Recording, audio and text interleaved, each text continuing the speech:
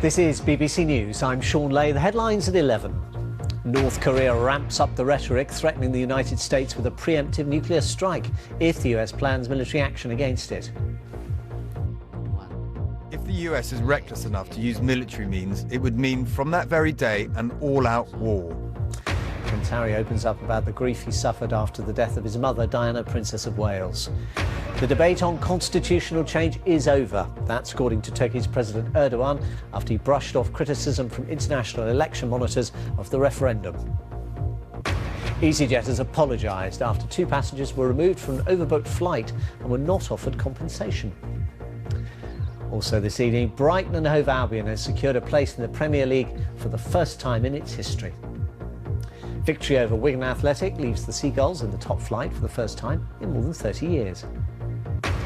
And after more than 2 decades, John Terry is to leave Chelsea.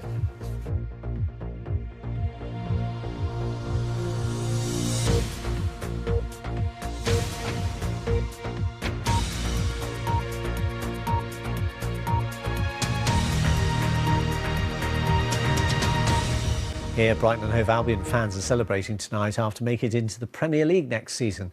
The club's victory over Wigan Athletic and results elsewhere mean they'll be returning to the top flight of English football for the first time since 1983. Well, the celebrations continue for fans down there this evening. Joining us from there is Mark Raven, who was at today's game. I bet you wouldn't have missed it for the world, Mark. Oh, today has been an absolutely fantastic day. I never dreamed Brighton would be in the Premiership. How long have you been following the club? My first game was in 1974, so we did get to the old First Division in 1979, but I don't really remember it, if I'm honest. What's the challenge now, do you think? Because, I mean, you know, inevitably people are already comparing you to the great euphoria in Leicester just over a year ago, and obviously it proved hard to sustain. What do you think the club's got to do, you know, after the celebrations are out of the way, after everybody's hangover is cleared, when they start to think about next season? Yeah, I think we've got the bones of a Premiership squad, but we're going to have to spend money to compete next year. So I hope we don't spend too much money because, you know, I don't like spending millions and millions of pounds. I just hope we're competitive next year. How important would you say Brighton and Hove Albion is to the town? Or city, I should say, forgive me. The football club is a massive part of this community, you know. We had the Shore Mare disaster and Brighton were... They helped bring the city together, and I think they're a critical part. We've got Albion in the community. They really are central to the whole of Brighton and Hove City.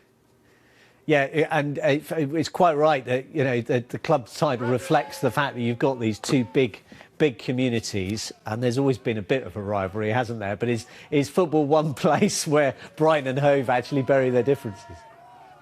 Oh, that's true.